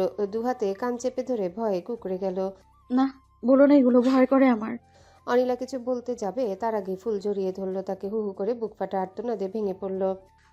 কেন করলো? একটা মেয়ের সাথে ওরা কেন করলো এমনটা? কি অপরাধ ছিল তার? এত বড় একটা ধাক্কা সে কি করে কাটিয়ে উঠবে? কি বলে সান্ত্বনা দেব আমরা তাকে? অনিলার নেত্র পল্লব অশ্রুসিক্ত হয়ে উঠল। কান্না সংবরণ করে সে বলল, হ্যাঁ, সেই জন্যই তো বললাম তার চেয়ে মেরে ফেললেও ভালো হতো। মেয়েটাকে এত কষ্ট ভোগ করতে হতো না। সে এখন কোথায় আছে? আমায় নিয়ে চলো, আমি দেখতে চাই তাকে। এ বাড়িতে তার কেউ নেই। এই মুহূর্তে তার পাশে আপনজন থাকা জরুরি। নইলে সে ভেঙে পড়বে। তুমি কিভাবে যাবে? হাঁটতে পারবে বলেও তো মনে হচ্ছে না। ফুল মুখ তুলে চোখ মুছে নিল। অনিলার কবজি ধরে গলায় ঠেকিয়ে বলল, আমি পারবো, জ্বর ছেড়ে দিয়েছে দেখো। অনিলা স্নেহ ভরা চোখে তাকালো। জ্বর পুরোপুরি কমেনি ফুল, মাত্রই মেডিসিন খেয়েছো। মেডিসিন কোনো ম্যাজিক নয় যে সঙ্গে সঙ্গে কমে যাবে। আমি অসুস্থ বোধ করছি না, হাঁটতে পারবো আমি। তুমি আমায় নিয়ে চলো সেখানে। মেয়েটার রিদমের রুমে আছে, তুমি কি যাবে সেখানে? ফুল বিস্মিত চোখে তাকালো। তাকে রিদম স্যারের রুমে কেন রাখা হয়েছে? অনিলা বিরস মুখে বলল, জানি না, আমি ঠিক বুঝে উঠতে পারছি না। মেয়েটাকে ওই কোলে করে এনস্টেসে এনেছে, তার উপর নিজের রুমে নিয়ে গেছে। মেয়েটার জামা কাপড়ও অনেক নোংরা ছিল ফুল, তুমি ভাবতেও পারবে না মেয়েটার অবস্থা কতটা বিভৎস ছিল। ফুলের নিঃশ্বাস আটকে এলো। রিনরিনে কণ্ঠে বলল, আমি সেই কুঠুরিতে তাকে দেখেছিলাম অনিলা আপু। আবছা আলোয় যেটুকু দেখেছিলাম সেটুকু দেখে রুহ কেঁপে উঠেছিল। ফুল আস্তে ধীরে নেমে দাঁড়ালো। অনিলাকে নিয়ে রিদমের দরজার অভিমুখে আসতেই থমকে দাঁড়ালো। দেখতে পেল রিদম রক্তচোখে উর্বির দিকে চেয়ে আছে। বিপরীতে উর্বি জানুদয়ের মাঝে মুখ গুজে খাটের এক কোণে বসে আছে। হাত দুটো দিয়ে নিজেকে এমন করে আঁকড়ে ধরে আছে যেন সবার থেকে নিজেকে আড়াল করতে চাইছে। অনিলার কথা অনুযায়ী উর্বির পরনে নোংরা পোশাক নেই, তার বদলে সফট কাপড়ের লং ফ্রক, হাতগুলো লং। হয়তো জামাটা দিয়ে তার শরীরের ক্ষতগুলো সুনিপুণভাবে ঢাকার চেষ্টা করা হয়েছে। ফুল কারো অনুমতির আশায় না থেকে রুমে ঢুকে পড়ল। উর্বির ঠিক সামনে গিয়ে দাঁড়িয়ে অতি সন্তর্পণে তার কাঁধে হাত রাখলো, কিন্তু সামান্য স্পর্শে উর্বি ছিটকে সরে গেল। দুহাতে মুখ ঢেকে প্রলাপ বকতে শুরু করলো সে। কাছে এসো না, ব্যথা হচ্ছে, আমার খুব ব্যথা হচ্ছে। ফুল বিছানায় হাঁটু গেড়ে বসলো। উর্বির হাত ধরে বলল, ম্যাম আমার দিকে তাকান, আমি আপনাকে একটুও ব্যথা দেব না। আপনাকে আমরা উদ্ধার করে নিয়ে এসেছি, কেউ আপনাকে আর আঘাত করতে পারবে না। আমার দিকে চেয়ে দেখুন, আমি ফুল। উর্বি ভীত সন্ত্রস্ত চোখে মাথা তুলল। অশ্রুসজল নয়নে সে ফুলের দিকে তাকালো। ফুলের ফ্যাকাশে মুখাবব দেখে সে একটু একটু চিনতে পারল। তুমি আমাকে বের করে নিয়ে যাবে? ফুল কান্না আটকে কিঞ্চিত হাসার চেষ্টা করলো, অভয় দিয়ে বলল, আমরা আপনাকে মুক্ত করে এনেছি ম্যাম। চারপাশে তাকিয়ে দেখুন, সেই নিকষ কালো অন্ধকার আর নেই এখন। এখানে কত আলো দেখুন। উর্বি সত্যি সত্যি চারিদিকে দৃষ্টি ফেরালো। এক পর্যায়ে তার নজর গিয়ে স্থির হলো রিদমের চোখের উপর। রিদমকে দেখা মাত্রই উর্বির অভিব্যক্তিতে আমূল পরিবর্তন এলো। সে সজোরে চিৎকার করে উঠল, ও ও আমাকে কষ্ট দিবে, ও আমাকে ছাড়বে না, ও ও আমাকে কষ্ট দিবে, ও আমাকে ছাড়বে না। ও একটা পিচাস, আমাকে খাবার দেয় না, পানি চাইলে মাথায় ঢেলে দেয়, আমাকে প্রস্রাব খেতে বলে। অনেকগুলো মানুষ নিয়ে আমার সাথে, তারা আমাকে অনেক কষ্ট দেয়, খুব ব্যথা দেয়। আমি বারবার বলি আমাকে মেরে ফেলতে, কিন্তু তাও মেরে ফেলে না। আমাকে বাঁচতেও দিবে না, আর মরতেও দিবে না। বলতে বলতে উর্বি ত্রাসের বসে ফুলকে জাপটে ধরল। আমাকে নিয়ে যাও এখান থেকে, দোহাই তোমার, আমাকে নিয়ে যাও। ফুল কিছুটা অপ্রস্তুত হয়ে পড়ল, দ্রুত নিজেকে সামলে নিল। উর্বির হাত ধরে বলল, উর্বিকে নিয়ে ফুল নেমে দাঁড়ালো। উর্বি তখনও ফুলের বাহু আষ্টে পৃষ্ঠে চেপে ধরে আছে। একে তো ফুলের নিজের শরীর অসুস্থতায় জীর্ণ, তার উপর উর্বির হাতের প্রবল চাপে সে আড়ষ্ট হয়ে পড়ছে। সে বিস্ময়ে ভাবল, এত নির্যাতনের পরেও মেয়েটার শরীরে এত শক্তি অবশিষ্ট আছে কিভাবে। পরক্ষণেই স্মরণে এলো উর্বি একজন পুলিশ কর্মকর্তা। তার দেহে এই কাঠিন্য থাকাটা মোটেও অস্বাভাবিক নয়। প্রস্থানের পূর্বে ফুল রিদমের দিকে চেয়ে ধীর স্বরে বলল, উর্বি ম্যামকে উদ্ধার করে নিয়ে আসার জন্য অসংখ্য ধন্যবাদ আপনাকে রিদম স্যার। রিদম কোনো উত্তর দিল না। ফুল কিছুক্ষণ ইতস্তত করে পুনরায় বলল, মাস্টারের সাথে কথা বলে সব ঠিক করে নিয়েন। যদিও আমি জানি সব দোষ আদৌতে তারই ছিল, কিন্তু জানেনই তো দানবটা ভীষণ একরোখা। শুধু শুধু রাগ করে থেকে লাভ হবে না। রিদম তখনও নিশ্চুপ, কিন্তু পাশ থেকে সোহম বলে উঠল, দেহ বলে দিয়েছে ও যেন দেহের মুখোমুখি না হয়। এমনি তো যা মুখে এসেছে তাই বলে দিয়েছে। তার উপর কথা অবাধ্য হলে দেহ ওকে মেরে মাটি চাপা দিয়ে দেবে। ফুল কিছুটা শঙ্কিত হলো, তবুও নিজেকে সামলে নিয়ে বলল, উনি রাগের মাথায় বলে দিয়েছেন। আপনি চাইলে আমি আপনার হয়ে ওনার সাথে কথা বলবো। সর্বোপরি উর্বি ম্যামকে বাঁচাতে গিয়েই তো ঝামেলাটা হলো। সোহম মৃদু হেসে বলল, তাহলে তো খুব ভালো হবে। তুই একটু বুঝিয়ে বলো ওকে। রুহানের অত্যাচার সহ্য করতে গিয়ে হৃদয় মস্তিষ্কে কলকঞ্চে একটু বিগড়ে গিয়েছে আর কি। শেষের কথাটুকু ফিসফাস করে বলল সোহম। ফুল একটা ছোট্ট শ্বাস ফেলে উর্বিকে নিয়ে বেরিয়ে এলো। ফুলের সুইং বেডের উপর ঘুমিয়ে আছে উর্বি। তাকে খাবার আর ওষুধ খাইয়ে ঘুম পাড়িয়েছে ফুল আর অনিলা। উর্বি ঘুমের ঘোরেও ফুলের হাত চেপে ধরে আছে, যেন তাকে ছেড়ে দিলে সে আবারও সে অন্ধকার কুঠুরিতে ফিরে যাবে। এখন বিকেলের শেষ ভাগ। ফুলের শরীরটা একটু সুস্থ সুস্থ লাগছে, জ্বরটাও ছেড়েছে। ফুল ভেবেছিল উদ্যান লাঞ্চ করে হয়তো তার কাছে ফিরে আসবে, কিন্তু তার ভাবনাটা ভুল প্রমাণিত হয়েছে। উদ্যান আসেনি তার কাছে। উনি একবারও আসলো না। কি করছেন উনি? আনমনেই কথাখানা বলে ফেললো ফুল। অনিলা মুচকি হেসে বলল। খুব মিস করছো বুঝি তাকে? ফুল লজ্জিত হয়ে দৃষ্টি অবনত করলো। অনিলা পুনরায় বলল। কাউকে ভালোবেসে ফেললে এমন হওয়াটাই স্বাভাবিক। সর্বক্ষণ তার কথাই মনে পড়ে, তার কাছাকাছি থাকার আকাঙ্ক্ষা জাগে। ফুল লাজুক হেসে পাল্টা প্রশ্ন করলো। তুমি দেখছি অনিক স্যারকে খুব ভালোবাসো, শুধু প্রকাশ করো না, তাই না? ভালো তো একটু আমিও বাসি তাকে, কিন্তু তার মাধ্যমে ভালোবাসতে শিখেছি এমনটা নয়। ফুল থমকালো। মানে তুমি তার আগেও কাউকে ভালোবেসেছো? অনিলা দীর্ঘশ্বাস ফেললো। হ্যাঁ, ভালোবেসেছিলাম। যখন আমার ভালোবাসা তার সামনে প্রকাশ করেছিলাম, সে মুখে বলেনি যে সে আমাকে ভালোবাসে না, এটাও বলেনি যে তার গার্লফ্রেন্ড আছে। তুমি তো এই ব্যাপারে কখনো কিছু বললে না অনিলা আপু। বলিনি, কারণ আমি নিজেই সেই ঘটনা ভুলে যেতে চেয়েছি, কিন্তু আজ উর্বিকে এই অবস্থায় দেখে ঘটনাটা মনে পড়ে গেল। তারপর কি হয়েছিল? বলছি, তবে এইটা হয়তো বুঝতে পারলে আমি কেন তোমার আবেশ ভাইকে বলে দিতে বলেছিলাম যে তুমি তাকে ভালোবাসো না। আবেশের প্রসঙ্গ আসতেই ফুলের মুখ ফ্যাকাশে হয়ে গেল। সে ক্ষীণ স্বরে বলল। আমি খুব শীঘ্রই যাব তার কাছে। হ্যাঁ, খুব তাড়াতাড়ি যাও ফুল। তুমি হয়তো তার কষ্ট অনুভব করতে পারছো না, কিন্তু আমি পারছি। একই পথের পথিক কিনা। যদিও আমার গল্পের সবচেয়ে বড় ভুলই আমারই ছিল। ফুল জিজ্ঞাসু দৃষ্টিতে তাকাতেই অনিলা মাথা নিচু করে নিল। তোমাকে অনির ব্যাপারে সবকিছু বললেও নিজের ব্যাপারে আমি কিছুই বলিনি ফুল। মনে হয়েছিল সব জানতে পারলে তুমি আমাকে ফ্রেন্ড বানাবে না। আর সত্যি বলতে আমি একজন ফ্রেন্ডের খুব প্রয়োজন ছিল। অনিলা একটু থামলো। ফুল নিশ্চুপ রইল। অনিলা আবারও বলতে শুরু করলো। আমি নিজের দোষ কখনো দেখিনি, সবসময় অনির দোষ খুঁজেছি, এখনো খুঁজি। তুমি একদিন জিজ্ঞেস করছিলে না আমি কখনো অনির অনুভূতি, পরিস্থিতি, প্রতিকূলতা বোঝার চেষ্টা করছি কিনা? তার উত্তর হলো না, আমি করিনি কখনো। ফুল তপ্ত শ্বাস ত্যাগ করলো। আমি দুঃখিত অনিলা আপু, সেদিন ওসব বলা উচিত হয়নি আমার। কি বলেছি আমি নিজেও জানি না। তোমার এখানে দোষ নেই।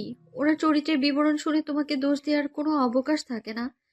তুমি অনিসারের চেয়ে ভালো কাউকে ডিজার্ভ করতে। অনিলার চোখ জলে ভরে উঠল। তাকে কাঁদতে দেখে ফুল হতবিহ্বল হয়ে গেল। কাঁদছো কেন? আমিও সেটাই মনে করতাম যে অনির চেয়ে ভালো কাউকে ডিজার্ভ করি আমি, কিন্তু এখন তোমার সাথে মেশার পর বুঝতে পেরেছি যে আমিও পারফেক্ট নই। এতে কান্না করার কি আছে? পৃথিবীতে কেউ পারফেক্ট হয় না অনিলা আপু। তুমি কাউকে ভালোবাসতেই পারো, এতে কোনো দোষ নেই। লোকটা হয়তো তোমাকে ধোকা দিয়েছিল, তাই না? অনিলার কান্নার বেগ আরো তীব্র হলো। সে রুদ্ধ কণ্ঠে বলল। শুধু ধোকা দেইনি, আরো কিছু করেছিল। ফুলের চোখে কাঠিন্য ভাব ফুটে উঠল। সে দৃঢ় স্বরে প্রশ্ন করলো। কি করেছিল? অনিলা চোখ মুছে লম্বা শ্বাস নিল। তারপর বলতে শুরু করলো। ও আমার ক্লাসমেট ছিল। ওর জন্মদিনে ইনভাইটেশন পেয়ে আমিও গিয়েছিলাম। সেই রাতে ও বলেছিল সবাই চলে যাওয়ার পর ও আমাকে প্রপোজাল অ্যান্সার দিবে। আমিও সরল মনে উত্তর পাওয়ার আশায় থেকে গিয়েছিলাম। অনিলার কণ্ঠরোধ হয়ে এলো। ফুল বাকিটুকু অনুমান করে নিল। ধরা গলায় শুধালো। ছেলেটা খারাপ কিছু করেছিল তোমার সাথে? অনিলা উপরে নিচে মাথা নাড়ল।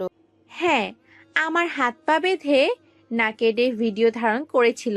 বিশ্বাস করো, আমি জানতাম না ও এতটাই খারাপ। শুধু আমি না, কলেজের সবাই জানতো ও খুব ভালো ছেলে। ফুলের মাথা ঝিমঝিম করে উঠল। এগুলো কি হচ্ছে তার সাথে? আর কত জঘন্য ঘটনার সম্মুখীন হতে হবে তাকে। কোথায় এসে পড়ল? সে নীরবে কণ্ঠে জানতে চাইল। অনিসা জানে এ ব্যাপারে? অনিলা হ্যাঁ সূচক মাথা নাড়ল। হ্যাঁ, ছেলেটা পরিবর্তিতে সেই ভিডিও দিয়ে ব্ল্যাকমেল করত। টাকা চাইতো, বলতো টাকা না দিলে সেই ভিডিওটা ইন্টারনেটে ছেড়ে দিবে। আমি অনেকবার নিজেকে শেষ করে ফেলতে চেয়েও পারিনি। তার মধ্যে অনের আগমন ঘটেছিল। ও আমাকে তুলে এনেছিল ঠিকই, কিন্তু একেবারেই জোর করে আটকে রাখেনি। বলেছিল আমি যা চাইবো ও তাই দিবে, বিনিময় সারা জীবন ওর সাথে থাকতে হবে। আমি শুধু চেয়েছিলাম সেই ভিডিও ডিলিট করাতে। অনি আমার চাওয়া পূরণ করেছিল, সেই সাথে আমার মা বাবাকে অনেক টাকা পয়সা দিয়েছিল, এখনো দেয়। তারা অনেক টাকায় এখনো ভালোভাবে জীবনযাপন করে। ফুল আলগোছে অনিলার থেকে হাত সরিয়ে নিল। অনিলা কান্নার মাত্রা বাড়িয়ে দিয়ে বলল, তুমি কি এইসব শুনে আমাকে ঘৃণা করবে ফুল, আর বন্ধু মনে করবে না? ফুলের নিঃশ্বাস ভারী হয়ে এলো। অনিলাকে জড়িয়ে ধরে বলল, এখানে তোমার কোনো দোষ নেই। আমি তোমায় বন্ধু মনে করি অনিলা আপু, সবসময় করব। আর আজ এই সত্য প্রকাশের মধ্য দিয়ে আমরা বেস্ট ফ্রেন্ড হয়ে গেলাম। রাতের বেলা টেরেসে বসে বাকিরা উদ্যানের অপেক্ষা করছে। সোহাম একটু বিরক্ত গলায় বলল, এখন আসছে না কেন? ওর ওয়াইফের কাছে চলে গেল নাকি? অনি ঠাট্টা করে বলল, গেলেও খুব একটা অবাক হব না, রাত হয়েছে, এই সময় বউকে একটু বেশি মনে পড়ে। লুহান আর চোখে মেলোর দিকে তাকালো, বিড়বিড়িয়ে বলল, সব পুরুষদের বউয়ের কথা মনে পড়ে বুঝি? আচ্ছা, যাদের বউ নেই তাদের কার কথা মনে পড়ে? মেলো ফোনের স্ক্রিন থেকে চোখ সরিয়ে শূন্য চোখে তার দিকে তাকালো। সোহাম হো হো করে হেসে উঠে বলল, তোদের মনে পড়ে বন্ধুদের কথা? এই যেমন তোর আর আমার, কিন্তু দেরি হয়নি, ঠিক টাইমে চলে এসেছি। রিদমের নিষেধাজ্ঞা না থাকলেও রিদমও চলে আসতো, যদিও ওর রেস্ট নেওয়া প্রয়োজন। কি হয়েছে জানি না, একদম চুপচাপ হয়ে গেছে, কারোর সঙ্গে কথাও বলছে না। মেলো ফোনটা সরিয়ে রেখে টেবিল থেকে ভেব তুলে ওষ্ঠা ধরে স্থাপন করলো। লুহানের চাহনি আরো তীক্ষ্ণ হলো, স্বগতোক্তি করলো, আমার চেয়ে ওই জড়বস্তুটার ভাগ্য ঢের ভালো। মেলো নিঃশ্বাসের সাথে ধোঁয়া টেনে নিয়ে কাউচে গায়ে লিয়ে দিল। আয়েশি ভঙ্গিতে ধোঁয়া উড়াতে উড়াতে বলল, তে লেট নাইট শাওয়ার নিতে গেছে, বইয়ের কাছে যায়নি। বাইরে থেকে এসেও সবসময় শাওয়ার নেয়। লুহান মন খারাপ করে অন্যদিকে চোখ ফেরালো। সোহাম উচ্ছ্বসিত কণ্ঠে বলল, তাহলে বল, তোদের মিটিংটা কেমন ছিল? টুরিস্ট এজেন্সি ডিল কনফার্ম করেছে? অনি বাহু প্রসারিত করে বলল, কনফার্ম না করে উপায় আছে নাকি? তোর সামনে না বলার ক্ষমতা কারণ নেই। তার উপরে মেক্সিকোর অর্থনীতির 50% যেখানে টিকে গ্রুপ নিয়ন্ত্রণ করে, সেখানে আমাদের সাথে ডিল না করলে ক্ষতি তাদেরই হতো। সোহাম টেকিলার গ্লাস হাতে নিতে নিতে বলল, মাঝে মাঝে আমি দেহর ডুয়েট পার্সোনালিটি দেখে ইনফ্লুয়েন্সড হয়ে যাই। ও যেভাবেই দুদিক মেনটেন্স করে চলে তা সত্যিই অবিশ্বাস্য। অনি আত্মবিশ্বাসের সাথে বলল, আমরাই বা কম কিসে? সোহাম হেসে বলল, সবই দেহর প্রভাব। তন্মধ্যেই সেখানে উদ্যানের পদধ্বনি শোনা গেল। তাকে ধীর পায়ে এগিয়ে আসতে দেখে সোহামের হাসি সহসা থেমে গেল। উদ্যান এসে নিজ হাতে গ্লাসে অরেঞ্জ জুস আর বরফ মিশিয়ে টেকিলা প্রস্তুত করলো। তাতে একটা তৃপ্তির চুমুক দিয়ে কাউচে জাকিয়ে বসলো। সবাইকে এক পলক দেখে নিয়ে সোহামের উদ্দেশ্যে বলল, কেন ডেকেছিস? যা বলা দ্রুত বল, আমার কাজ আছে। অনি ঠোঁট নেড়ে বলল, কাজ নয়, বলবো আছে। আরে জেলাস হব না আমরা, বিশেষ করে আমি। আমারও তো বউ আছে, শুধু তোর মতো ভাগ্য নাই। উদ্যান এক হাত কাউচে রেখে নির্বিকার কণ্ঠে বলল, আমার মতো ভাগ্য আর কারো না হোক, ইউনো আমি নিজের ভাগ্য নিয়ে অনেক রক্ষণশীল। সবাই স্তব্ধ হয়ে গেল। লুহান চোখ রাঙিয়ে তাকালো অনির দিকে। অনি থতমত খেয়ে গেল। সে আসলে কথাটা এভাবে বলতে চায়নি। সোহাম পরিস্থিতি সামাল দিতে দ্রুত প্রসঙ্গ পাল্টে ফেলল, আমি যে জন্য তোদের ডাকছি তা হলো রিদমকে আটকে রাখার পিছনে রিহাদের উদ্দেশ্য সম্পর্কে আমি একটু ধারণা পেয়েছি। যদিও এখন রিদম কারোর সঙ্গে কথা বলছে না। মেয়েটাকে খুঁজে বান্দরবনে যাওয়ার পথে রিদমও এই ব্যাপারে কিছু বলছিল আমায়। তোরা খাজে গিয়েছিলি তাই বলার সুযোগ পাইনি। লুহান ভ্রু উঁচিয়ে বলল, তুই এমন ভান করছিস যেন বিহানের উদ্দেশ্য সম্পর্কে আমাদের জানা ছিল না। আরে ও আমাদের গোল্ডেন প্রজেক্টরটা বানচাল করার জন্যই রিদমকে আটকে রেখেছিল। সোহাম মাথা নাড়ল। না, ওর প্রকৃত উদ্দেশ্য সেটা ছিল না। উদ্যান রক্ত চোখে সোহামের দিকে তাকালো। কথা শেষ করো সমহ, আমার ধৈর্যের সীমা ছাড়িয়ে যাচ্ছে। সোহাম গ্লাসটা টেবিলে রেখে গলা খাকারি দিল। রিহানের মেইন ইন্টেনশন ছিল তুই তাকে মেক্সিকোকে চিকিৎসা করার জন্য নিয়ে গিয়েছিলি, তোকে খুঁজে বের করা। পরক্ষণে উদ্যান হাতের গ্লাসটা সজোরে মেঝেতে আছাড় মারল। বিকট শব্দে কাচের গ্লাসটা চূর্ণ বিচূর্ণ হয়ে চারিদিকে ছড়িয়ে পড়ল। উপস্থিত কারো মধ্যেই কোনো ভাবান্তর হলো না। উদ্যানের এমন বিধ্বংসী আচরণ দেখে তারা অভ্যস্ত। দানবটা যেন ক্রমশই আগের রূপে ফিরে যাচ্ছে। অনি প্রশ্ন করল। তাকে কেন খুঁজছে?